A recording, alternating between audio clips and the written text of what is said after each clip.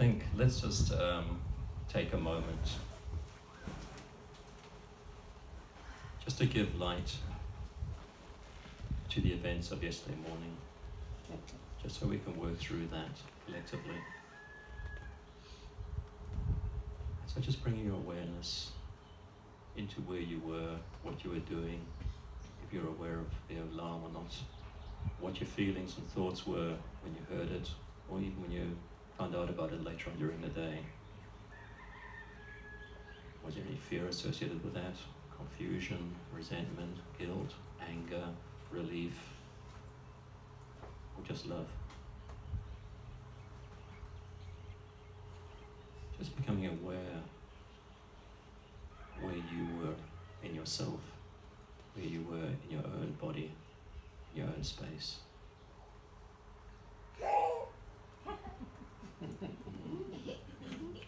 And just honoring that we are here today, and taking one step in that reading that Laura had. There is no difference between life and death at the end of the day. I guess many people went through what could be called a metaphorical death yesterday, possibly the death of fear, the death of the unknown, the death of what may happen if this event should come about. And in every death, there's always new life, new birth, renewal.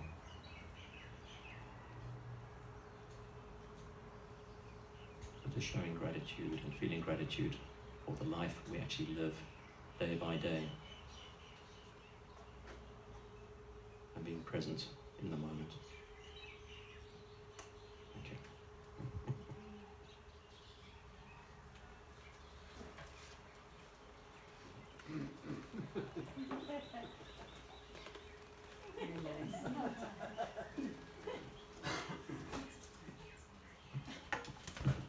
So, once upon a time,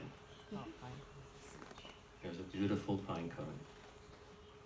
This beautiful pine cone was happily dangling off a magnificent pine tree.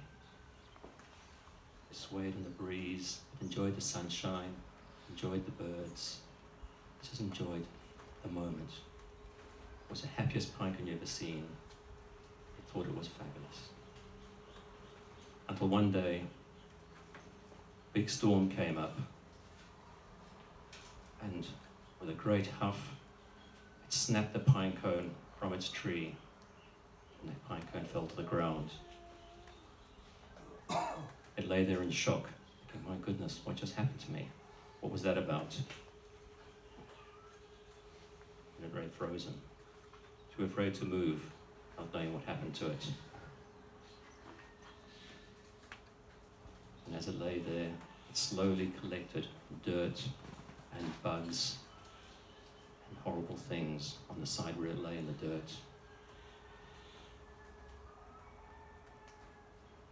People used to walk along the path where it lay, would pick it up and take one look at it and say, what a horrible pine cone. Who wants a pine cone like that? Why on earth would we want that pine cone? And threw it away, threw it to one side. And this happened over and over, until one day the pine cone finally believed it was this ugly, horrible, dirty thing. Who would want anything to do with me? And just as it came to its darkest day, its darkest night,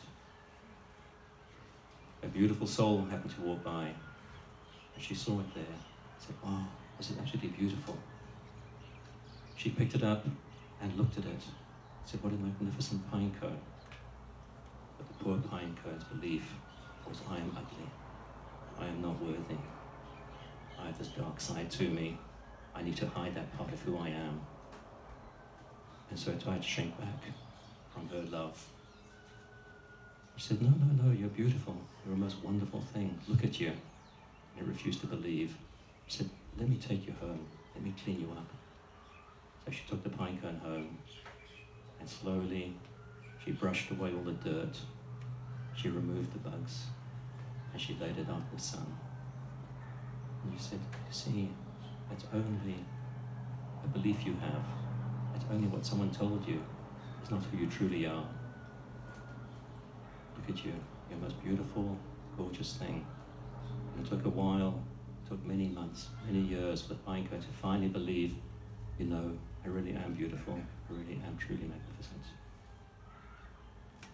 So to this day, the pinecone sits in its full glory, and just the dirt that was on the one side, that dirt that all it could focus in on, the only thing it could see of itself, now removed.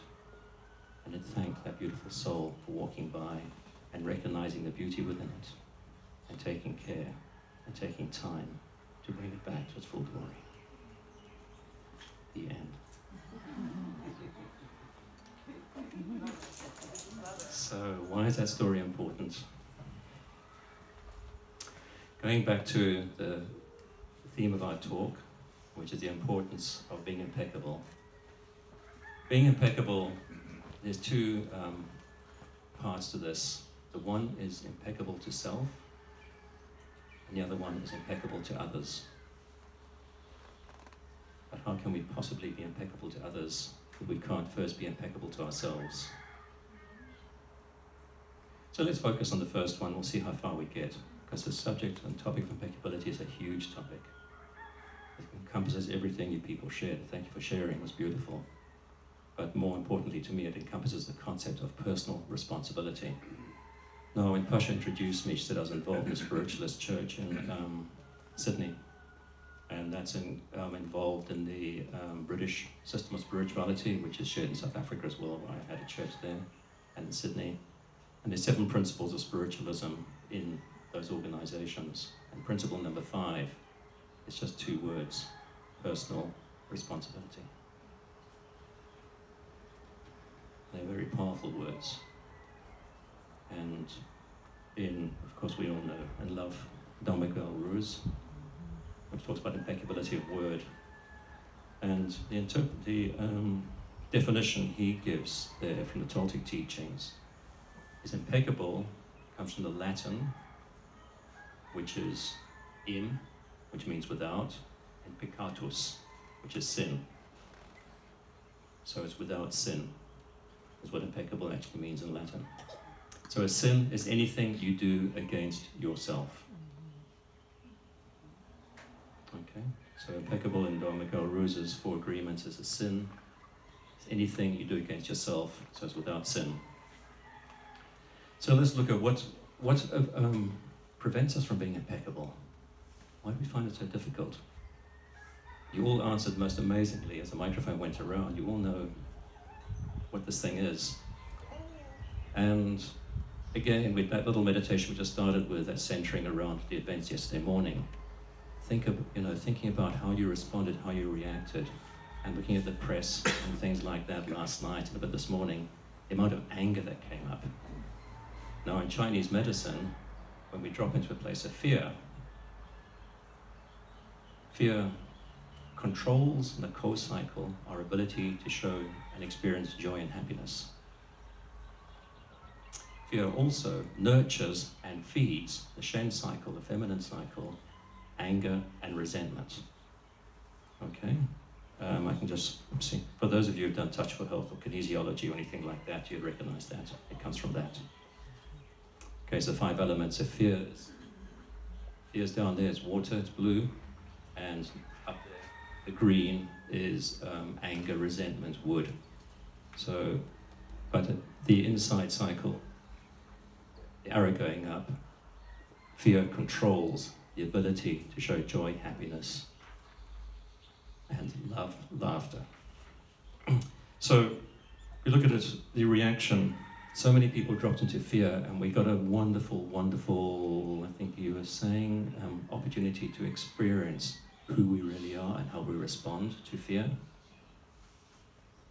And a lot of people went, when that fear was taken away, and then 38 minutes later or something, when the next text came out, or when you went onto TV, or you saw Tulsi Gabbard talk or whatever, that fear went away, and a lot of people got triggered straight into anger. Fear feeds and fuels anger. Fear and anxiety feeds and fuels anger and resentment. It's a natural emotion. In the work of impeccability, we acknowledge that, we respect that, we honor that. They're all the emotions: guilt, regret, joy, happiness, empathy, sympathy. And the main thing is, as long as we don't indulge and get stuck in any one place, we can move through.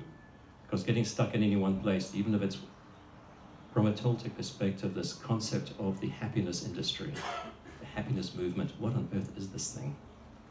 You know, going back to that picture again, it's stuck up here. There's fire, it's happiness. Getting stuck in any one of these places is just as dangerous, because life is about the whole emotional kaleidoscope. So we experience it all, we acknowledge it all. And in the work we do around this, actually the idea is to acknowledge it, to honor it, to witness it, and witness it in yourself, so you become the observer to yourself, saying, where am I? My goodness, I'm in fear. What does that mean? And then the idea is that as we witness it, we go quicker and quicker and quicker until we get to the top, like a spiral going up, where we just become an observer to all these different emotions, and we don't get hooked into them. Because a lot of people define themselves by their control dramas, define themselves by their emotion. James Redfield, in his little book, The Celestine Prophecy, was great. Before the 9 insights, insight number 4 was about control dramas. And that's a worthwhile little book to just review, even if you have read it. Like we have the interrogator, intimidator, the poor me, and the aloof. If you go into the interrogator, why do you do this? Why do you keep on watching me? Blah blah blah. That's when the poor me comes in. Oh, that's who I am. No, but that's what I need to do. And that's the whole victim poor me comes in from the interrogator. Okay. The intimidator is, stop doing what you're doing. Take the garbage out. The reaction to that is aloof. This is dangerous. I'm going to just step right back in my aloof place. Now, as James Redfield says, why do we do this? Is because we haven't opened our own channel to spirit.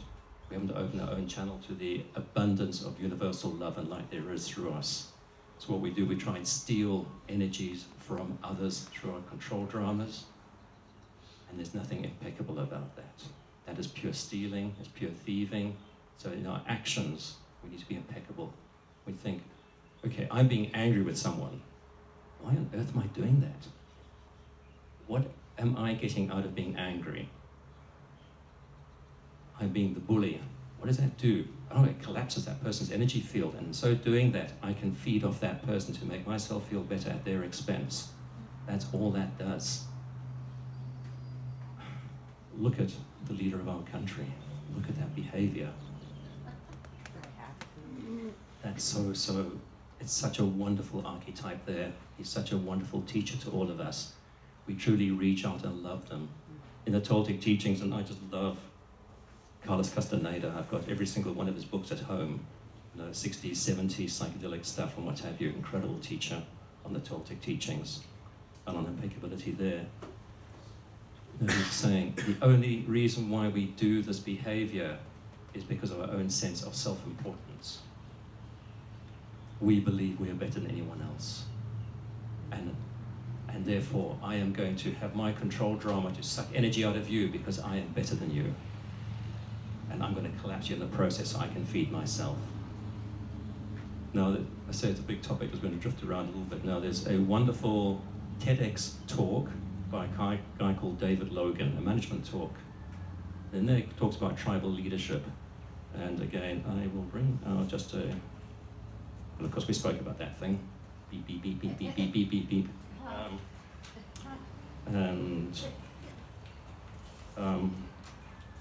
So here. There's a little, in the TEDx talk, he brings a graph up. It's a normal distribution curve. What it says, it's starting from this side to that side, and I'll just describe it, is you get about 2% of the population which says life sucks. They're just bad people. They're horrible people. They're the shooters you have around. They're just nasty people. You don't want to get involved with them. You need to know about them and keep out of their way. Who knows what their story is, okay? Then there's about 24% of the population which says, my life sucks. My life sucks. No, that's a poor me. They're the angry ones. They're the people who resent everything. They're the ones having real issues. It's everyone else's fault except my own. Well, where's the impeccability in that? Then you get the middle section, which is, this is American, by the way. So David Logan's a US writer, which says, I am great. But hang on, if I'm great, you can't be great. Because how can I be great if you're also great? So therefore you're not great. I alone can fix America. See how that resonates right in with the psyche, right in the middle. That is the psyche we're dealing with. That is a psyche we need to become aware of.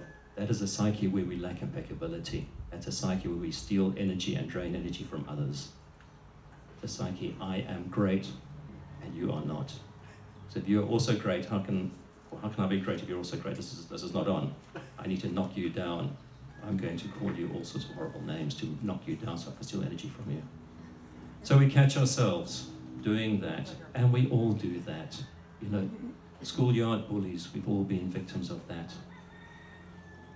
But again, in the Toltec teachings, the bullies, we call them petty tyrants. And petty tyrants are our greatest teachers. We embrace them, we thank them, we say thank you so much for bringing the mirror of self-reflection to me, because helping me understand how I'm responding or reacting. Oh my God, you terrify me. What do I have to deal with in myself, which is causing that fear? Because that fear is stopping me from expressing joy and happiness. How many of us here need to have the last word in an argument or discussion? And yeah, exactly. And the last word, boy, is that common. Because how can I be great if you don't hear me for the last person? I am great and you're not. So moving right along, the next one is we are great. That's a collective consciousness where we recognize that we're all one. We are great. That is in unity, we grow. That's where you go to the Googles, the Facebooks, LinkedIn's, these new modern companies, and you'll see on the water coolers there, just the machines which dispense all the crisps and or potato chips, what do you call them, and things like that. That's all part of collective wholeness. That's where you see on the walls of the offices, the cubicles, all the families and the dogs and the cats and the babies, and that's where you see all of that stuff. Not the sterile, I am great, get that stuff off the wall, only put my picture of the president there, which is dictatorial type countries around the world. And the last 2%, life's great. Just life's great. They're the avatars. They're the ones we aspire to be, but they don't need to advertise that fact. They don't have a need to be heard. Because the more, this crowd up here, I am great, that's about ego. Look at me, I didn't get affected by that alarm yesterday. Aren't I fabulous? Because I'm just so cool. I can transcend this fear. I just talk crap, actually. I just transcend it. So that sense of self-importance, that sense of ego, that's a major, major trap we fall in. And that impeccability, it's about me over you. And what that really comes down to is we live and we're brought up in a world of judgment and discrimination. Judgment and discrimination. I come from a country where discrimination was legislated. It's called apartheid, from South Africa. It became law. In this country, it may as well be law. The prison systems, huge discriminatory. The police force, huge discriminatory. A lot of our thoughts, huge discriminatory. Judgment and discrimination. And that to me is the #1 enemy to being impeccable. So what do we do about that? I believe that when we work on that and we recognize that, we go into a place where we become genuinely curious. We pick up discernment, not discrimination, not separation. Discrimination is separation. That that's a pink shirt. Oh my God, I don't like pink shirts. That's discrimination, that's judgment. Discernment would be, wow, what an amazing, oh, that's really interesting. I wonder why she chose that this morning. I wonder what fabric that's made of. I wonder what's going on there. That's genuinely curious without any attachment to it, but genuine curiosity. So it's not like, oh, well, I don't know if she wears a pink shirt or not, that's okay, I'm beyond that. That is just as much ego as that's a horrible shirt. Okay, that's just both sides of ego. So genuine curiosity. So if you ever find yourself going into a place of judgment or discrimination, say, whoa, what's happening here? Why is that event, person, or thing triggering this emotion in me, triggering a judgment in me? Having lived under apartheid, I was there from the age 5 to the age 39, my formative years. I was completely blindsided to it. I didn't know it was a blind spot. You know about blind spots? Our shadows? What do you mean it's not okay? What part of it's not okay? What's the issue? It's only when I left South Africa and moved to Australia, I was there 15 years, that I recognized this is not okay. But what that taught me is to be able to look with discernment, not with judgment. And I encourage and I urge each one of you to look at everything you do with discernment, with genuine curiosity. Be absolutely curious. What's that pine cone doing there? What is this thing? Wow. Okay, it's perfect. Without judging it. Because we judge ourselves. So step 1 in the Toltec teachings around being impeccable is not to judge yourself. Laugh at yourself. Don't take yourself so seriously. No one else does. Because everyone else is taking themselves seriously. And anything you feel coming towards you from another, just hold that mirror of self-reflection up with love. You don't have to scream back at them because that's just ego getting in the way. Just hold it up. You know, we talk about boundaries and barriers we have as humans. Just make sure your boundaries are clear, because as babies, they are completely infiltrated. They're completely trampled over. It's more important for the parent to keep that little thing alive and fed than respecting boundaries and barriers as a soul aspect coming through. But as parents, we forget to step back. It's always my little boy or my little girl. No, Mum, I'm actually 60 now. Okay, and I think we know what that means. It's not honoring boundaries. So I did a workshop south of Sydney quite a few years ago, and had to do with elderhood, which is quite interesting. There were just 5 men there, from age of 50 to about 75.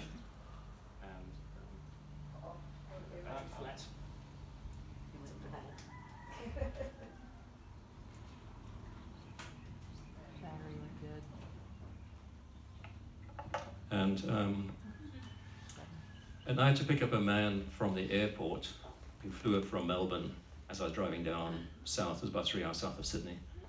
And this very disheveled looking man, probably in his mid-70s, climbed in. I had this fabulous British racing green Jaguar XJ8 then. I thought, that's fabulous, good, and what's climbing in next to me? Anyway, but he was the most, as we drove on, he was the most amazing soul I'd come across. He was a psychologist in one of the fire-ravaged areas in the state of Victoria, about 2 hours out of Melbourne. They just had a lot of bushfires there. And the mostly young farmers there had actually lost everything, their homes and everything. A lot of the wives had left them, said, look, there's no livelihood for me here. But the men stayed on to look after their farms. They didn't know what else to do. And they were devastated. They came to him and said, would you please become the elder of our community? He said, I have no idea what that means. I don't know what to do. And that's just before he flew up to this program. So it was like really interesting, that program, to recognize to become an elder is bestowed upon one. One can never claim it. It was bestowed upon him, and the humility behind that was enormous. Something we cannot claim for ourselves. But in that program, I actually asked a question. So to become an elder, it means you're coming from something. What are you coming from? And it wasn't part of the program, this question, but it stalled us for about 3 or 4 hours. And become an elder, I think, coming from a man or woman into an elder. I said, okay. And when did I become a man? Ooh.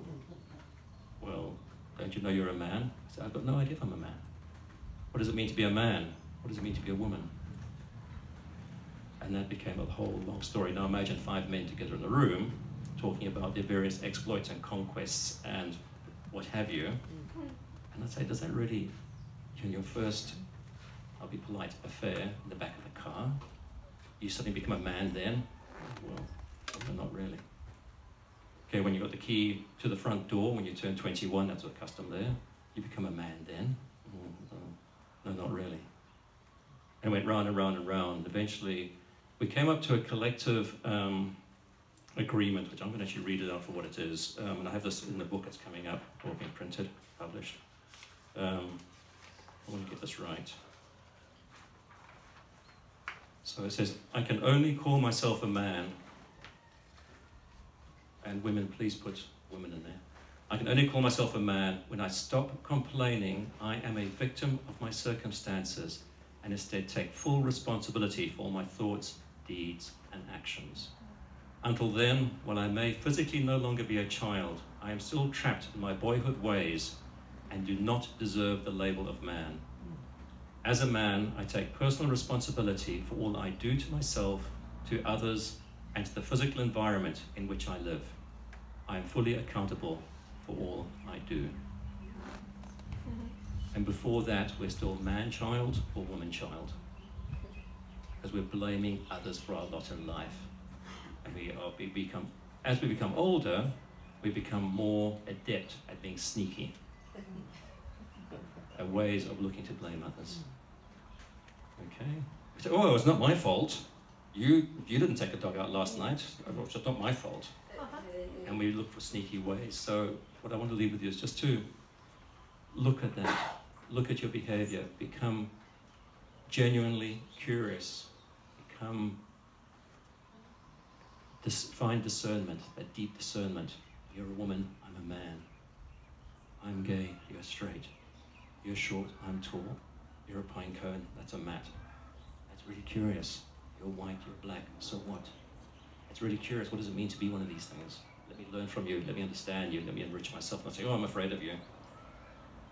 I'm not going to make America white again. I'm going to make America really rich, rich, rich. The only way I can do that is take full responsibility for I am. Okay? I just want to leave you with one thing. We haven't got to step 2, be impeccable towards others, because there's about 30 points here. I've covered about 3 of them. But, so a workshop coming up, yeah. But again, coming from South Africa, Archbishop Desmond Tutu, you'd all know of him. Amazing, amazing man. A rainbow nation. Yes, 100%. Anyway, he said, after looking the beast in the eye, bearing in mind it's after the collapse of apartheid, after looking the beast in the eye, after having asked for and received forgiveness, let us shut the door on the past. Not to forget it, but to allow it not to imprison us. Thank you.